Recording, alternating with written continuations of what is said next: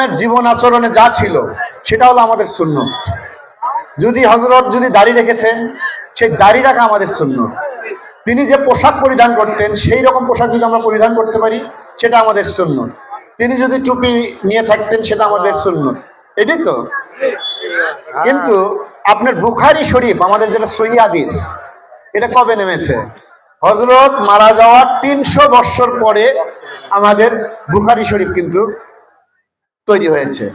এবং হাদিস আমাদের কিভাবে তৈরি হয়েছে? আমাদের হযরত মুহাম্মদ, তার যে সাহাবারা ছিলেন, তারা যার সাথে ঘুরতেন, মানে আমার রাসূলের সাথে যারা পিছনে সাহাবারা ঘুরতেন, তার বিভিন্ন সময় বিভিন্ন যে কথাগুলো, সে কথাগুলো তারা লিপিবদ্ধ করেছেন তার মতো করে। কিন্তু এটা কিন্তু হযরত বেঁচে থাকাকালীন, মুহাম্মদ বেঁচে থাকাকালীন কেউ কিন্তু লিপিবদ্ধ করেননি। জানেন কি এটা? তিনি পৃথিবী থেকে বিদায় নেওয়ার পর তিনি আল্লাহর দরবারে চলে যাওয়া, মানে যখন তিনি আল্লাহর কাছে চলে গেছে তার রূহ, তারপরে কিন্তু তার সাহাবারা দীর্ঘদিন পরে কিন্তু এক একজন এক একভাবে লেগেছে।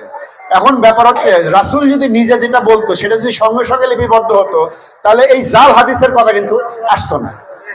জাল হাদিসের কথা কি আসতো? এখন আমি আপনাকে এখানে 2000 লোক, আমার এখানে মুসল্লি বসে আছে, আমি যে কথাটা বলছি এই 2000 মুসল্লি কি একভাবে বুঝবে? আমি যা বলছি এক একজন এক একভাবে বুঝবে। এটা যদি এখনই লিপিবদ্ধ করা হতো তাহলে আমি বলতাম যে এটা আমি বলছি এটা সঠিক আর এটা ঠিক নয়। কিন্তু যেহেতু এখানে 2000 আমার সাহাবা আছে, তাহলে যে যার মতো করে বুঝেছে আমার কথাটা, যে যার মতো করে কিন্তু ব্যাখ্যা দিয়েছে। এই যে বিষয়টা, এই কারণে আমরা বিভ্রান্ত। আমাদের একজন বলেছে 3 লক্ষ হাদিস আছে, লাস্টলি আমরা দেখেছি প্রায় 26,000 হাদিস আছে। আর বুখারী শরীফে হাদিসের সংখ্যা কত, যেটা সহিহ হাদিস? কথা